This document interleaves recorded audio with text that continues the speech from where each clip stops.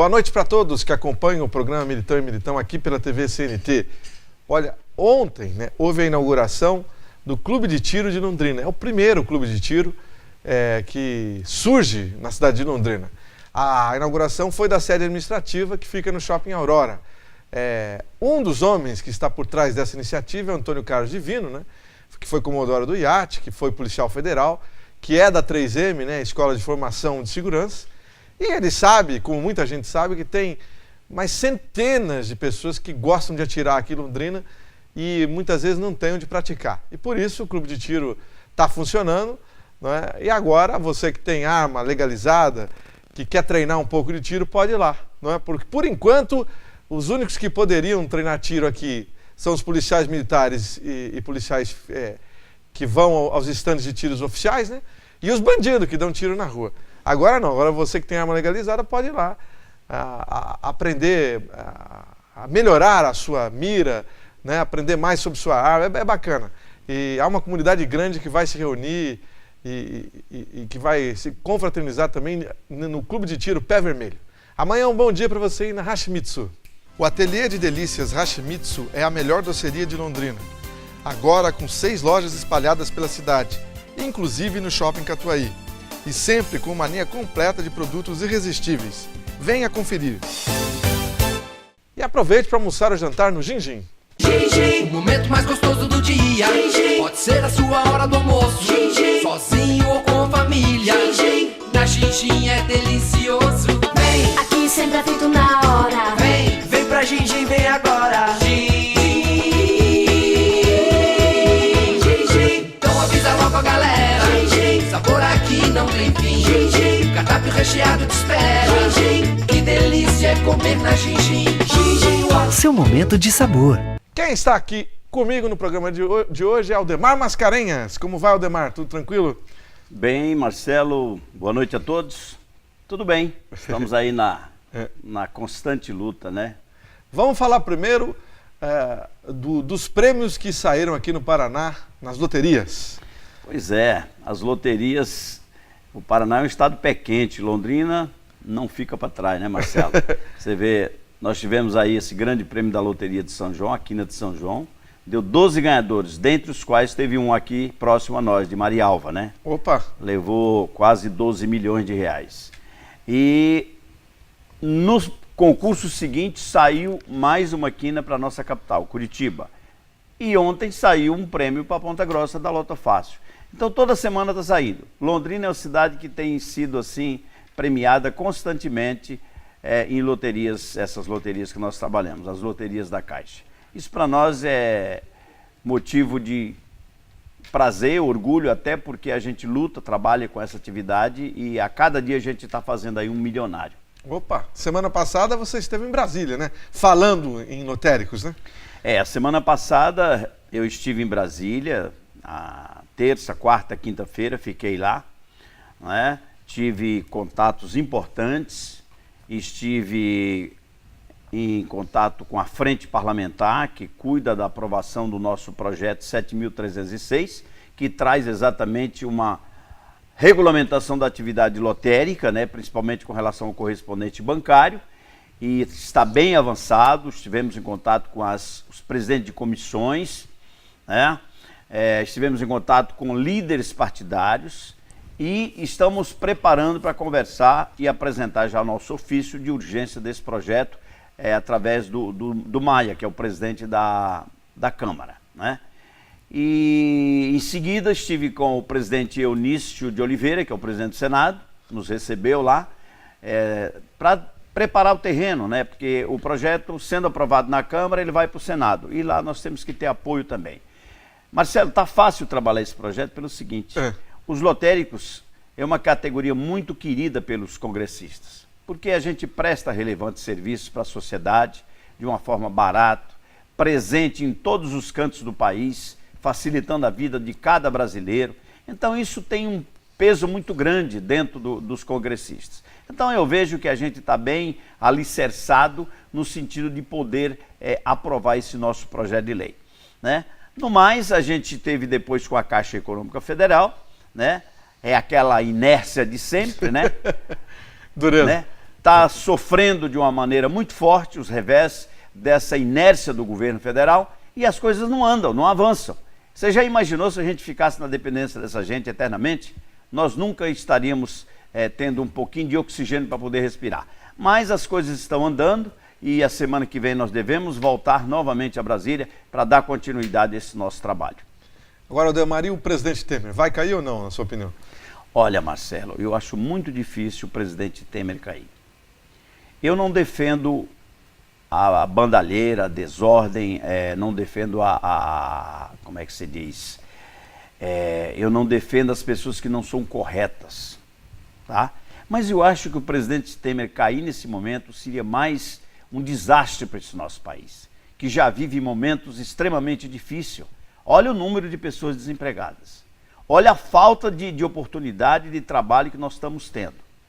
O dólar lá em cima, porque ninguém confia, porque é todo dia um problema, né? A imprensa jogando aí de uma maneira até muito forte, né?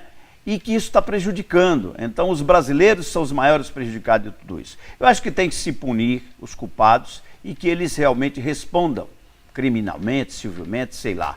Mas a sociedade, o país não aguentaria mais a troca de um presidente. Eu acho que esse momento não seria inteligente, não seria mesmo. Agora, você não pode sair por aí pregando a desordem, né, meu amigo? Isso está acontecendo porque a direção do PT está assustada, né, com a condenação do Palocci. O próximo da vez, quem é? O próximo da vez, eu vi uma declaração aí na Folha de São Paulo que dizia o seguinte, que a presidente do PT, a Gleice Hoffmann, a senadora Gleice Hoffmann, disse que buscaria uma luta nas ruas, né, caso Lula seja condenado. Quer dizer, isso é uma irresponsabilidade de uma agremiação. Pregar, porque isso para mim é pregar violência. Vocês viram o resultado que deu lá em Brasília recentemente. Quebraram o ministério, virou aquela baderna toda. Então, uma agremiação do nível do PT não poderia jamais exalar esse tipo de entendimento. O Lula é um cidadão comum. O que não pode é você desrespeitar as instituições. As instituições, elas são regedoras, né, de todo o ordenamento, né, desse país. E aí vem o ordenamento jurídico, que precisa ser respeitado. Excelente senadora. Eu acho que não é por aí. Se você analisar bem, quem é o grande culpado de toda essa baderna que vive hoje o país? Quem é o grande responsável de tudo isso? Fica a interrogação e você analise e tire a sua própria conclusão. Tá para ser julgado, hein? Vamos ver se o Moro vai ser rápido ou vai demorar mais um pouquinho, né? Você achou que 12 anos tá bom pro Palocci? Essa questão de quanto, eu acho que... Porque eles nunca cumprem na totalidade a pena, né? Isso é verdade. Nunca cumprem, infelizmente. E 10 milhões de dólares bloqueados. Você não viu o Zé Dirceu? Você quer um cara que foi mais terrível para a nação brasileira do que o Zé Dirceu? Tá aí, né? Tá lá, prisão em casa, né?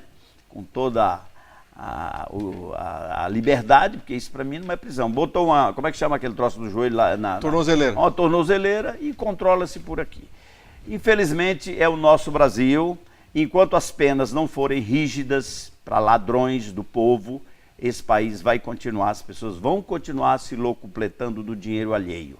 Infelizmente. É uma cultura que precisa mudar e só se muda com leis drásticas. Eu não sou a favor de arrancar um dedo, cortar uma perna, coisa desse tipo. Mas eu acho que tem que ser mais rígido, Marcelo. É verdade. Não dá simplesmente para fazer de conta. O sujeito calcula o risco. Ele diz, eu vou meter a mão nesse dinheiro porque o risco é esse aqui. Ele calcula o risco e faz. E o país fica nesse prejuízo todo que a gente está enfrentando aí no dia a dia. E Londrina? Como é que você está vendo a evolução desses... Olha, o prefeito Marcelo Bernardo está completando 6 meses dia 30 agora, de administração à frente de Londrina. E nessa semana com algumas polêmicas relacionadas ao ex-prefeito Alexandre Krief também, né? Pois é, eu tenho acompanhado aí o Marcelo, são 6 meses apenas, é muito pouco. Ele pegou uma cidade com um orçamento curto, cobertor curto, né? É difícil você administrar uma cidade sem receita, como é o caso de Londrina. É uma cidade que precisa, Marcelo, de alguém visionário. alguém que possa promover o bem da cidade, vendendo a imagem dessa cidade lá fora como um bom lugar para se investir, para geração de emprego. Nós precisamos ter a força do emprego da indústria aqui na nossa região para somar com os empregos do agronegócio, para ter um comércio forte e ter uma arrecadação forte. Porque da forma como está aí, ou você diminui o gasto da prefeitura, principalmente com folha de pagamento, porque o peso maior da prefeitura chama-se folha de pagamento. Aí eu vejo a discussão para aumentar o IPTU, coisa que o vale. Gente, não tem como não corrigir o IPTU. Diz que se tivesse que corrigir hoje, teria que dar 100 e poucos % no valor do IPTU. Vai ficar difícil, hein? Né? Para pagar. O povo não aguenta, não tem de onde tirar. Agora o que precisa é mapear a cidade, ver, porque tem gente que tem uma casinha lá na prefeitura, mas se você for verificar lá no presencial, ele tem um big casão. E isso ele está pagando o IPTU com base, porque não tem fiscalização. A prefeitura realmente tem uma deficiência de fiscais. Mas pode fazer até por drone hoje isso aí, né? Mapear por drone. Pode fazer, mas isso precisa ser feito. Agora eu vejo aí alguns discursos que estão fugindo totalmente da realidade. Não, nós temos que ser realistas com a realidade da nossa cidade. A nossa cidade precisa de alguém com esse entendimento, que possa promover receitas, que possa promover o emprego, que possa fazer com que o nosso PIB cresça, fazer com que a nossa cidade seja realmente uma cidade que faça jus ao nome que ela tem. Porque quando você chega lá fora e fala Londrina, claro, Londrina é uma bela cidade para se viver. Mas aqui é o seguinte, aqui tem meia dúzia de rico e o resto é tudo se faz de rico e a grande maioria é pobre. Né? Tem um outro remediado, né? Não tem assim também? Tem uns remediados. É o rico, a remediado e o pobre. É, mais ou menos isso. Não é isso? É uma cidade assim. Mas eu adoro a minha cidade, eu acho que aqui é que eu vivo, aqui que eu ganho meu pão de cada dia. Olha, como eu queria ver Londrina, sabe? Uma cidade pujante, uma cidade que vai para frente, uma cidade com pessoas querendo realizar e com apoio público. Aí eu olho aqui, não tem um tostão de verba pública na nossa cidade. E olha quanto dinheiro se manda daqui para o governo federal, Marcelo. Absurdo, né? Aldemar Mascarenhas, muito obrigado, grande abraço para você. Cara, muito obrigado, gente, por nos tolerar hoje aqui mais uma vez, né? Uma boa noite a todos. Já voltamos. Você sabe qual é a loja plus size mais completa do sul do país? É Julie Modas. Elegância em tamanhos grandes femininos e masculinos e roupas para gestantes. Na Julie Modas você encontra produtos de qualidade, excelente atendimento e os melhores preços. E o que é melhor, tudo em até 10 vezes sem juros.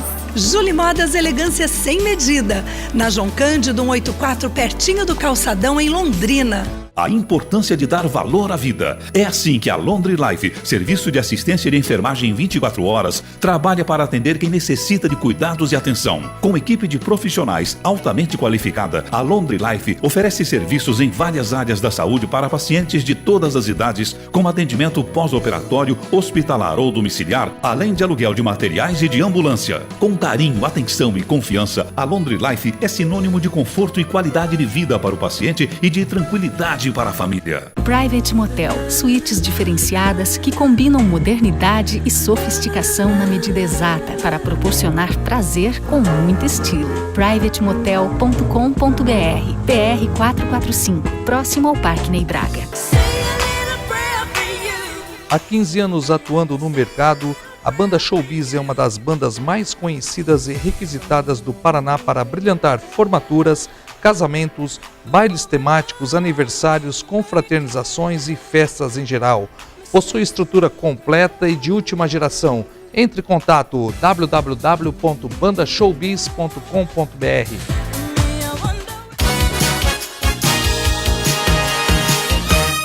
Estamos de volta com o programa Militão e Militão. Olha, o Adilson Silva vai colocar no ar uma foto de mais de 20 anos atrás, exatamente. Que é quando eu, o cinegrafista Alceu Nascimento, a Raquel Rodrigues, repórter, hoje da CBN, né? Na época do SBT, o Renan Júnior, hoje na RPC, e o Rony Oliveira, hoje na UniTV, na época eles eram da Tarobá, os dois. Este grupo aqui nessa foto estava na Itália, nas comemorações da Semana Brasileira em Módena. Módena é a cidade co-irmã de Londrina. E houve uma grande delegação daqui que foi para lá, inclusive com a imprensa presente para registrar tudo. Uma das regiões mais ricas da Itália, onde uma pequena propriedade agrícola totalmente mecanizada, que fabrica queijo parmesão, por exemplo, fatura €1 milhão por ano. Uma coisa de louco. Fique com a dica de inglês da FD English. Hi guys, I'm Dora and this is FD TV. Nós trazemos dicas de inglês práticas, sem blá blá blá. Let's go! O David trouxe hoje uma dica bem bacana sobre a pronúncia. É que a pronúncia das mesmas letras ou a mesma sílaba pode mudar dependendo da palavra. David, quais são essas palavras hoje? São as palavras que têm as letras O, U, GH. Existem mais que 6 pronúncias diferentes. Though, like in go. Through, like in to. Bought, like in sought. Plow, like in flower. Cough, like in offer. Rough, like in suffer. Pratique com essa trava-língua. A rough-coated, dough-faced, thoughtful ploughman strode through the streets of Scarborough. After falling into a slough, he coughed and hiccuped. Por isso, devemos sempre estar praticando. Pode perceber que até os nativos mesmo têm dificuldade às vezes. Essa foi a dica de inglês com FTTV. Muito bem, agora vamos conversar com os advogados Leonardo Pereira Gonçalves e Loriberto Gonçalves, sempre com temas muito interessantes, né, que você que está em casa pode aproveitar. São informações muito boas. Boa noite, doutor Leonardo, tudo bem? Boa noite, Marcelo, tudo bem? Boa noite, pessoal de casa. Doutor Loriberto, como vai? Boa noite, Marcelo, boa noite aos nossos telespectadores. O doutor Leonardo traz o seguinte tema hoje, é relacionado à união estável. O Supremo Tribunal Federal julgou incondicional o artigo 1790 do Código Civil, relacionado à união estável. Então vamos conversar sobre isso com ele. Doutor Leonardo, antes desse julgamento, qual era a diferença entre os regimes de comunhão parcial e da união estável? Marcelo, existe uma diferenciação. E dependendo da situação que o casal se casou, se haviam bens antes ou não, isso poderia gerar mais benefícios para quem vivia em união estável do que quem vivia um casamento em comunhão parcial. Olha. A diferença é a seguinte, quando você casa em comunhão parcial de bens, os bens que são adquiridos na constância da união, eles serão de metade de cada um dos cônjuges, né? Então, se um dos cônjuges falecia, a pessoa teria direito à meação dela, que não é herança, meação, é a parte que já lhe cabia de direito, e ela poderia herdar sobre os bens particulares do cônjuge que faleceu, ou seja, os bens que eram adquiridos antes da constância da união. Como o pessoal casava muito cedo, geralmente casava sem ter nada, né? E aí ia adquirindo os bens durante o casamento, e quem é casado em comunhão parcial teria o direito da sua meação, não tinha direito à herança. Agora, quem vivia em união estável teria o direito de, além da sua meação, herdar sobre os bens que foram adquiridos na constância da união. Então, tem a metade dela, que ela já tem de direito dela, a meação dela, e nos bens que foram adquiridos na constância da união, que é na maioria dos casos, né, o pessoal ia adquirir na constância da união os bens, ela teria direito de concorrer com os demais herdeiros, filhos, né, descendentes, na herança. Aquilo lá. Então, vantagem. Existia essa dúvida de diferenciação, né? Na comunhão parcial, herdar sobre os bens particulares, e na união estável, herdar sobre a parte que foi adquirida na constância da união. Interessante. E quais foram os argumentos, doutor Leonardo, apresentados pelos ministros do Supremo? Quando eles reconheceram a inconstitucionalidade do artigo 1790, eles colocaram que o artigo 1790 ele foi meio que elaborado durante a década de 80 ainda, porque o Código Civil anterior ele é de 1916. E o Código Civil que está vigente é do ano de 2002, só que ele foi começado a pensar desde a década de 80, né? E ele criava uma diferenciação entre as relações existentes entre as pessoas na sociedade, né? Criava como se uma hierarquia, como se, por exemplo, a união estável fosse pior que um casamento. E, na verdade, isso, pela Constituição, não existe. Né? Então, eles argumentaram que isso feria a igualdade entre as pessoas, a proporcionalidade, esses princípios constitucionais. E por isso resolveram julgar inconstitucional esse artigo para equiparar esses tipos de relações. E agora, após o julgamento, como ficou então? Bom, após o julgamento, com a inconstitucionalidade desse artigo, as pessoas que convivem em união estável, elas terão os mesmos direitos e será da mesma forma que a pessoa que é casada em comunhão parcial, ou seja, vai poder herdar sobre os bens particulares, ou seja, os bens adquiridos antes da constância da união, certo? E vai ter o seu direito à meação e mais a herdar sobre os bens particulares. Foi isso que alterou.